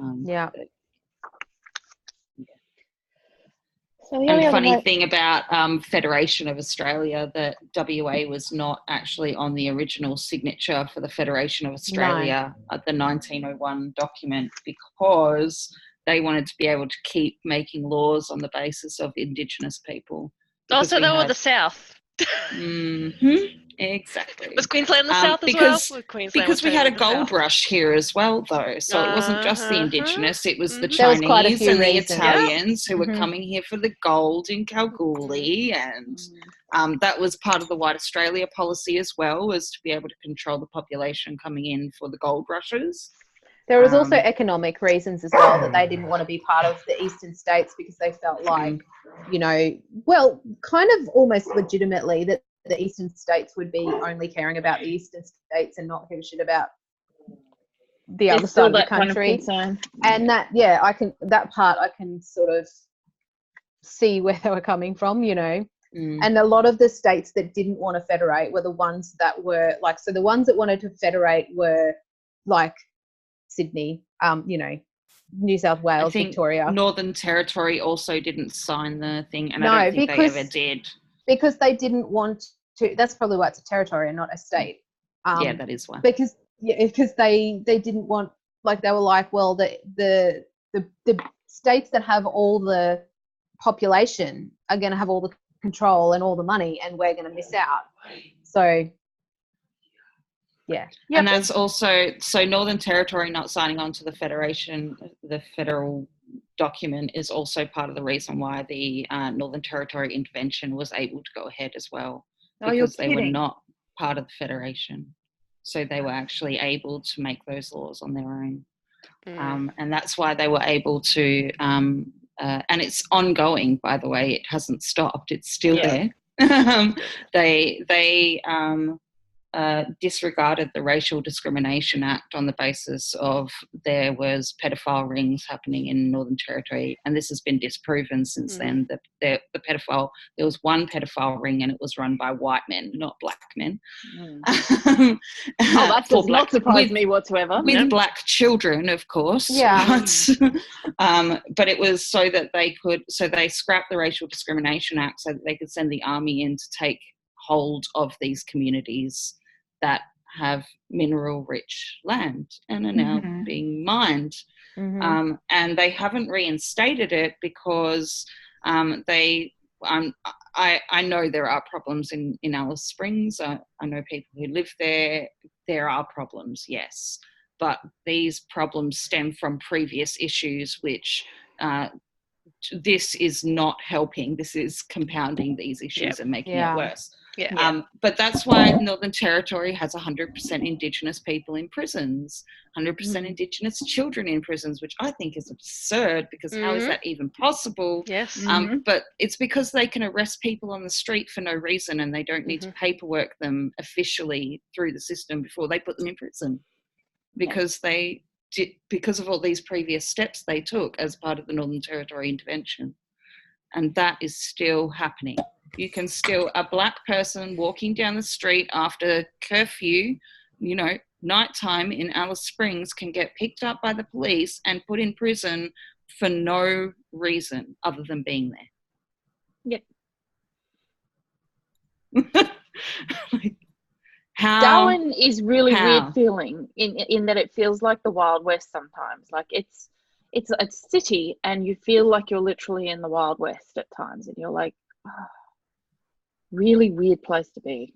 I've never been to Darwin. I wouldn't hurry. It's like the only place none of us want to have been or want to go. The only capital city in Australia that I haven't been to. Yeah. So I kind of want to go just for that reason, because I haven't been there. I admit my experience is different. I've lived there for 7 years, and I saw some pretty awful things in my time there. And I wasn't very happy there. I was freaking humid all the time. I was just thinking that, Mel. It's humid up there. I was in miserable mess in Darwin. So yes, I admit freely my experiences were there. My opinion of it is coloured by my experiences. Lots of people love being in Darwin. By the same token, it has a lot of problems. Yeah. And like all the top end has those kinds of issues as well. My mum calls me up sometimes to tell me some of the things. She works in a shopping centre in Broome. And some of the stories she tells me, there. But I understand that these things that are happening now are because of all of these previous things that have happened. Yeah. You know, that people are displaced, people have no homes, people are in outback countries with no power and water, and have been taken away from their families and have health problems and economic problems. And it's amazing to me that we can live in a country that is so progressive, and yet there are still places where there are old women sleeping on corrugated iron with dogs, you know.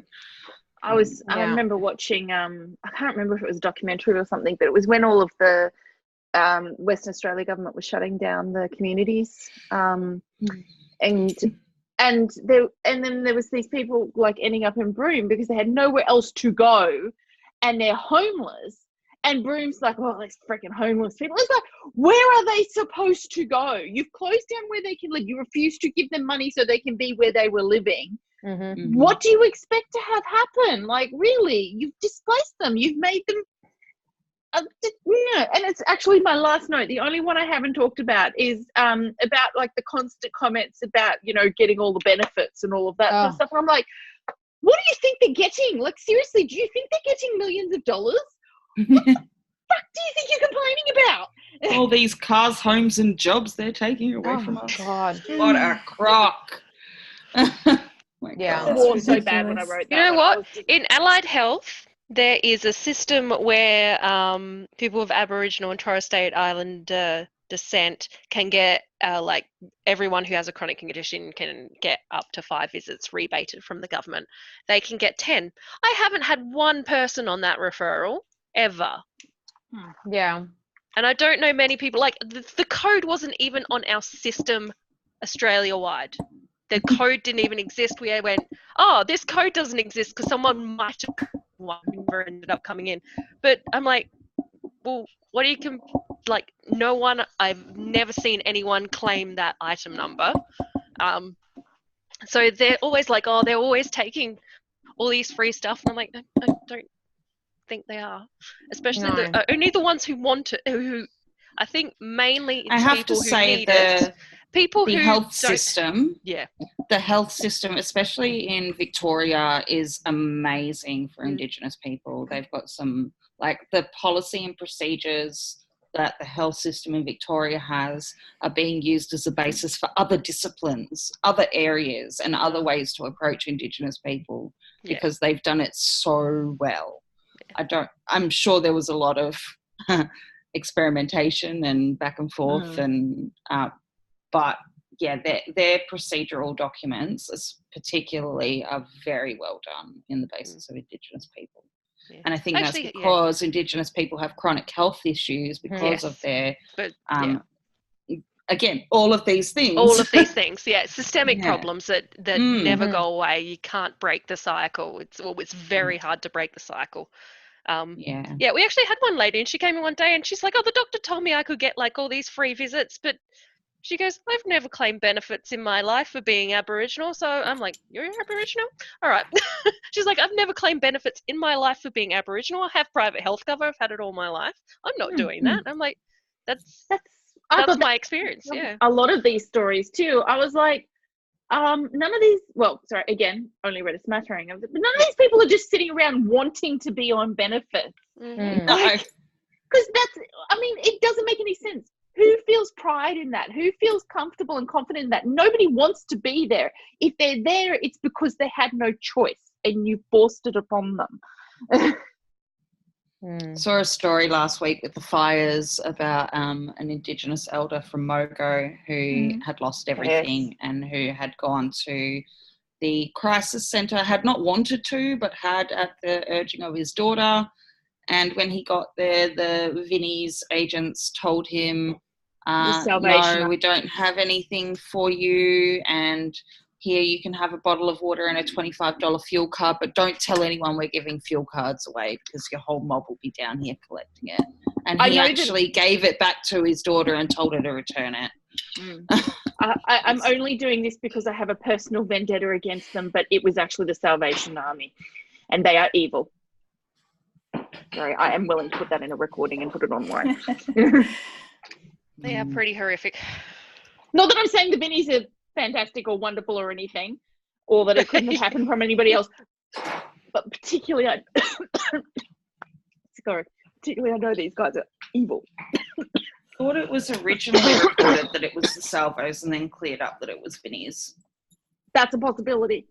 And As they I said, it's not that I'm apologised. saying it couldn't have been anybody else, because racism is rampant, but I have a real problem with the Salvos. So if it was them, I want to know that it was, you know. Nah, Vinnie's. It was Vinnie's. It was Vinnie's. Yeah. But at least they apologised, I suppose. Like, Did they? Oh, that's good. and And it only hopefully takes gave the one people person. who said that a kick up the arse. Yeah. But it only takes one person in that to ruin it. Yes. You know? Yeah. Because that's the thing, right? Like, you don't get to do it like that. Like, anyway, sorry. I have to stop getting cranky, Melanie. Is there anything else anyone wanted to bring up? There was one particular story, and I don't remember which one it was, but it was there was a lot of anger in the story. And there was a lot. I'm sorry for. Yes. Blah, blah, The blah. sarcasm. Yeah. I wrote down literally so much sarcasm in this story. And I actually, reading it, I found it very confronting in that I had to catch myself, because I was like, because I think the story was kind of going, you know, saying, oh, white people do this, or white people think this about Aboriginal people. And I was like, but I'm not like that. And then I was like, yes. I'm doing that. It was a hard one to read. Yeah. It was a hard one to read and confront yourself to say, I'm not like that. Just read it. But just read it, don't judge. Yeah, I actually had to make myself step back, because I was like, and because I had this discussion with Matt, because he sort of was talking about the not all men thing, and saying, you know, about feminism, talking about men in a certain way, and it paints men in this bad light. And I was like, but the not all men thing is about, you know, it's not about you. And that's what I had to keep telling myself as I was reading this. It's not about me. Then this is not about me. This is this person's experience and this person's story. But it's really hard. And it's really hard to just make yourself step back and go, this isn't an attack on me. This is them telling their story and their experience. But I did actually find it quite confronting, and I was in a good way. Like, it made me look at myself and think about how I think about things. So on that note, did you find anywhere throughout the stories that you had done some of those negative things without realizing that you've done them? Especially maybe not as much like as a kid. Things that we regret. Just in my area, there is not many Aboriginal people. I think there was maybe one Aboriginal kid that I'm aware of in my school growing up, and I didn't know who he was. It was like in a younger grade. So, but that sort of thing that they talk about, I did joined in things like that if we had Aboriginal kids in the class, I might have not joined in with my peers. I might not have defended them or stayed out of it. I can't say I wouldn't have done that when I was a kid, because I might have. So I can remember sitting at the table at my dad's mate's place, who used to live across the road from us. You know, like mum and dad used to go over there all the time and have barbecues and stuff. And I can remember very clearly, like, I can see the patio and see the table, and sitting and listening to my parents and their friends talking about Aboriginal people and using derogatory terms and talking about alcoholism and crime and stuff like that. And I can kind of remember the time when I sort of got to the age that I was like, this is not okay. But up until that point, it was just the way that everybody talked around me. And then I can remember being a little bit older as a teenager and actually speaking up and being told, like, well, you're just a kid, you don't understand, you know, shut up, you know, basically shut up and don't say that, because what would you know, you're just a child. But and my family, really, like the men in my family, definitely told racist jokes, Aboriginal racist jokes. I'm sure I racist jokes did as a child. in general, but Aboriginal racist jokes as well. And I remember, like, I don't know what age it was, thinking, That's weird, because though my parents never talked about that sort of stuff, I think my teachers had started that kind of talk wasn't acceptable. That kind of behaviour and those kinds of words weren't acceptable. It was more coming from my teachers, I believe, than it was from other people outside of school. Elizabeth, were you going to say something? Yeah, actually, I'm going to tell you a little kind of story.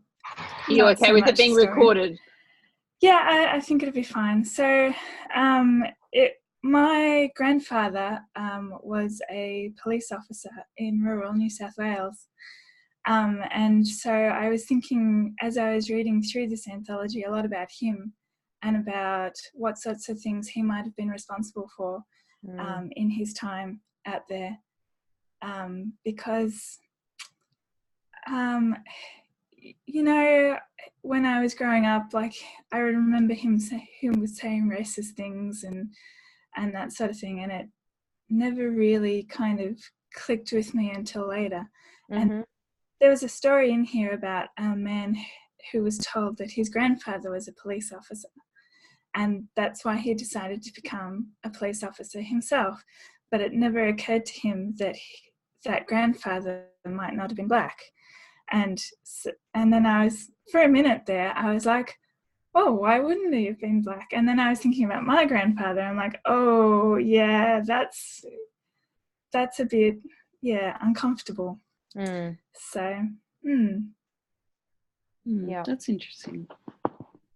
Something uncomfortable that, for me still, I think, to sit with that. I often think about my family as well, because my pop is from outback Queensland and owned a significant amount of land and drove cattle. And he had Indigenous drovers who worked for him. And I often wonder how those relationships worked, whether they were good or bad, or what kind of was he a good man to them, or and I'm scared to find out. Because I don't want to change the view of my family in my mind, and it scares me to think that he might not be that picture of him in my mind. It reminds me of people from America when they find out that their family had plantations. They might have actually owned slaves, and it's like scary to poke at that. But from my personal history, my problem, the issue for me and my family and our history was I did spend about a year in Catherine, and then 7 years in Darwin, and my reflections upon our interaction with Aboriginal people in those areas was that the language my parents used was not complimentary, very far from.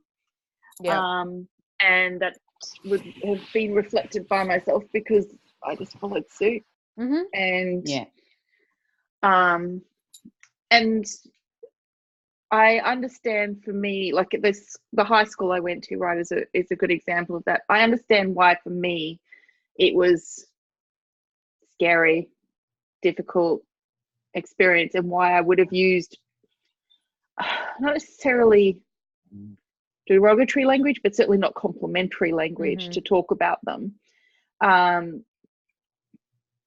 But now, looking back on it as an adult, I know that a lot of the things that I saw as being awful in terms of what they were doing and how they were behaving, and that really had mostly to do with their circumstances.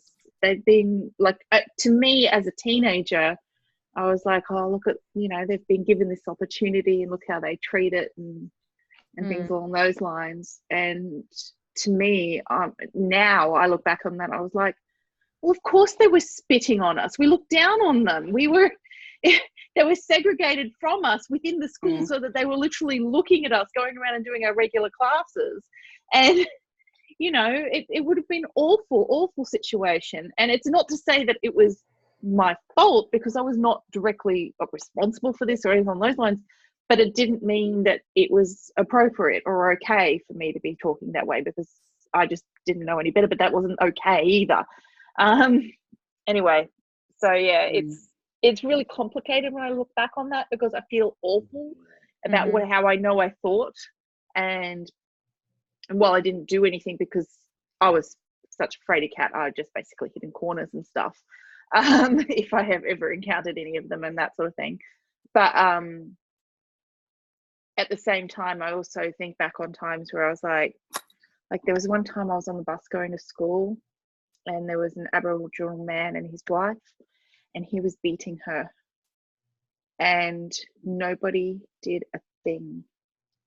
Nothing. Nobody. Not a single person. And I look back on that and feel extreme guilt over it that I didn't. But I was in year 8. You were a kid, yeah. And even if you weren't, like, would you do something now if you? But that's the thing. Like, that's the thing that if bothers this me, I is a think, more than anything grown man and you're just one woman. But I think I would now. I would now because I couldn't stand the thought of that woman. I'd like to tiny. think that I would, but I don't know whether I'd be that brave. You know. I think I would now, because I think that if somebody had made a move, there would have been more people who would have joined. Yeah. Whereas at the time, like, I was surrounded by adults going to work. Like, I wasn't on just a school bus. This was the public bus. That's what I traveled to school on, was the public bus. So there was heaps of adults around, and not a single person did a thing. The bus driver didn't stop the bus. Nothing happened, and they just let him beat her. And I look back on that and I'm horrified that I allowed that to happen. And yet I also know I could not have done something. I was a child. But I look back on it as an adult, if that makes sense. And so it sort of skews my whole vision of the circumstance. But it also just makes me horrified and tired and just upset. Anyway. Yeah. It's a very hard thing. And obviously it's worse when you're on the other side of this, but even when you're somebody who wants to do the right thing and wants to be the nice person and do the right thing, when you're constantly surrounded by influences that are racist, and to turn that around immediately is really hard. It took me years to, it basically didn't start happening until I moved out of home. Yeah. It took living in a different culture. It took deliberately exposing myself to things to understand. Like, I had to re-educate myself. Even now I'm working slowly but surely on my parents. But like, I can't do things like give them the Dark Emu book as much as I want to, because they'll be like, why would I? Yeah. I think I've come a long way with mum, but not really dad. But then I don't have the same relationship with my dad that I have with my mum. But he still says stuff that I'm like, oh God. See, that's not my just dad says necessarily stuff, to Aboriginal and people. he has a daughter. And I have to literally point out to him, how can you say that in front of your daughter? Yeah. She's right here.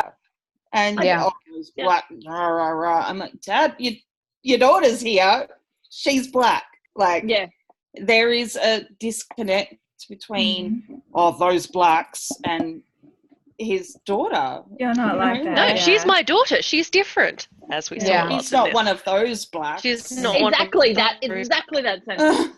But that's like, but like with my parents, it's really frustrating because they don't use language like that. Like, they don't say derogatory terms and that. But I know they're thinking things like that. If that makes sense. Yeah. And that's really hard to fight against, because you know they're not going to say out loud things like, oh, they got the dog and benefits and blah, blah. Because that's what I know they're thinking. But they don't say stuff like that out loud. And so, but I have to pick the times when I can to sort of pull the conversation back. And it's really kind of hard work, because there's so many things that I'm trying to work on them over. There was something, it's even worse when it's they don't realize they're doing it. So like I said, my mum lives in Broome. Her partner's always lived out back, so he's a rough and tumble Aussie. And he, for a while there, he was working as a cleaner in the shopping centre just there, and he said one day an Aboriginal lady pooed on the floor in the shopping centre, and he had to clean it up, and he got really angry at her and called her a fucking gin. He did not understand what the word gin means. I Gin is don't. an I have Indigenous never ever. prostitute. Oh, okay. I have I never didn't know ever that. heard the word before in He's my calling life. her a whore, a dirty whore. I have never heard that either, much. Kim. I'm glad you said that too, because I was like, It's very top end kind of derogatory term for a woman, particularly for a woman. And it's not a good hooker. It's dirty in the gutter hooker with diseases and things like that. And I literally had to explain what that word meant to him, because this woman heard it, complained to centre management, and he got fired for it. And my mum argued with me over it, and I said, Mum, of course he got fired for it. He was at work and he called someone a derogatory name. Explain to him what this word means. And so she actually went, oh God, I didn't know what that word meant either. And then they went and had a conversation about it, and he actually went back and apologized, because he did not realize that term, which is so often used up there, meant what it meant, and that he couldn't understand why this woman would be more offended at him calling her a gin than him having to clean up her shit on the floor inside, you know. And as far as losing your job goes, like, it's like a lot of jobs. Like you are still supposed to. It shouldn't matter what anyone else does. You still have to maintain a certain amount of professionalism in your job. Yeah. And I can have a parent come and swear at me and be aggressive towards me. If I was to swear back at them, I could lose my job, despite the fact that I'm doing the same thing to them that they did to me, because you're supposed to be, if you're representing the business that you're working for, even if you're only cleaning, you're still representing that business. They're a bit more loose up there. You know what I mean? Like, No, we do. I do. Yeah. It's like, I can understand why he was angry that he had to deal with that situation, but I can also understand why he lost his job for saying that to her as well. Yeah. So yeah.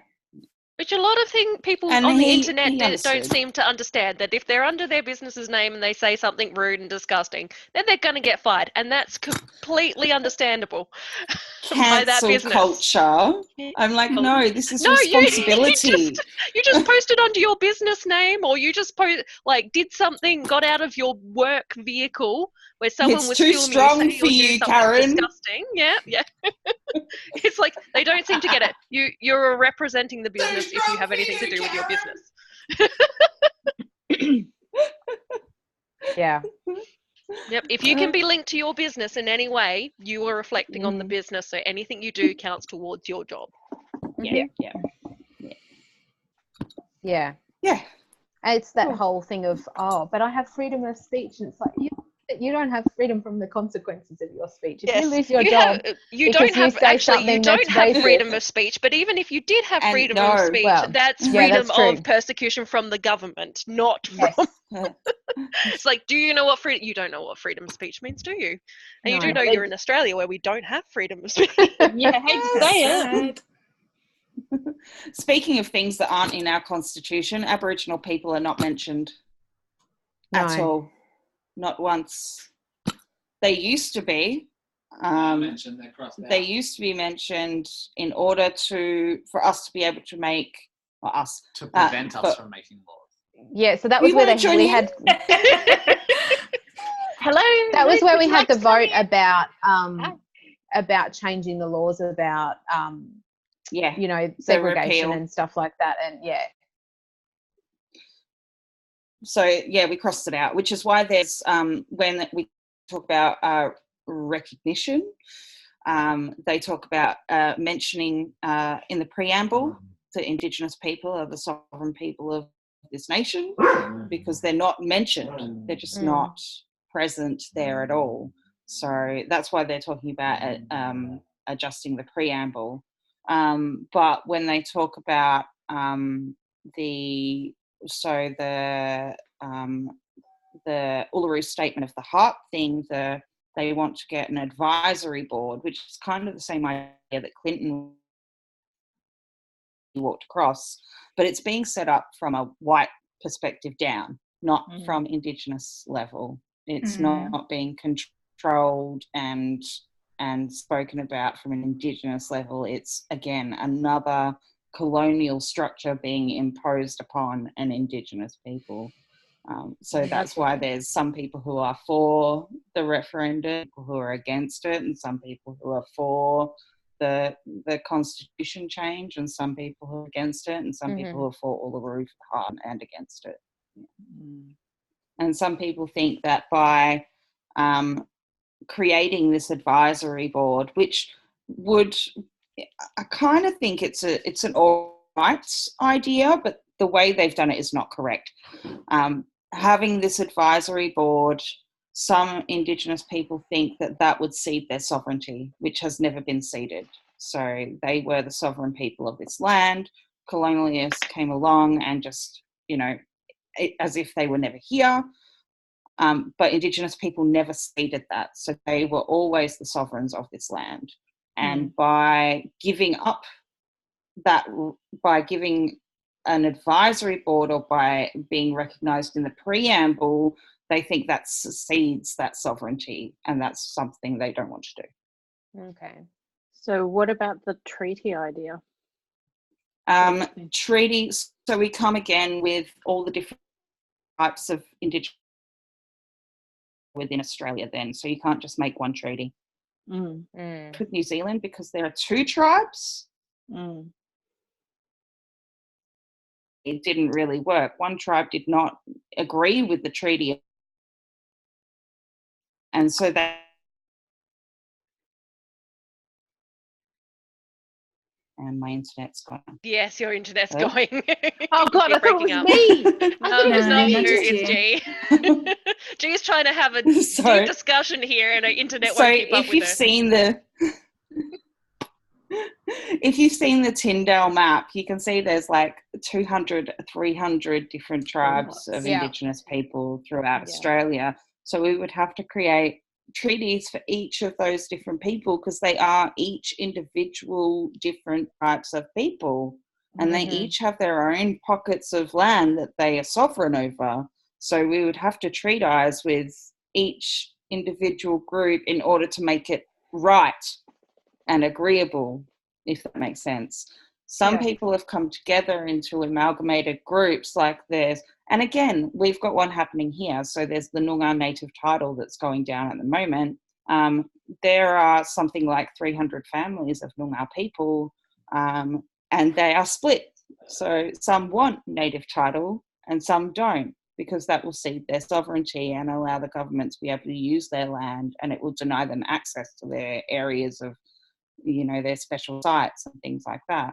So there's actually like one group of Indigenous Noongar people here who are fighting for native title, and one group is fighting against them in High Court over this $3 billion deal that's going down here in Perth, which is apparently the biggest deal ever. But $3 billion between 300 families actually doesn't work out to be a hell of a lot, and it's actually being controlled by this one central group of people, and half of it is being put towards like setting up this organisation that I don't even know what they do. It's not going back to the people it should be going back to. Yeah, it's a dangerous situation. Yes, it's a negotiation, and perhaps if you can negotiate well, you can get something that can really help out.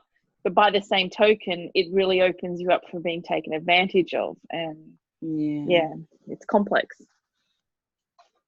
And that's the thing about, I think, I don't think there's going to be a solution.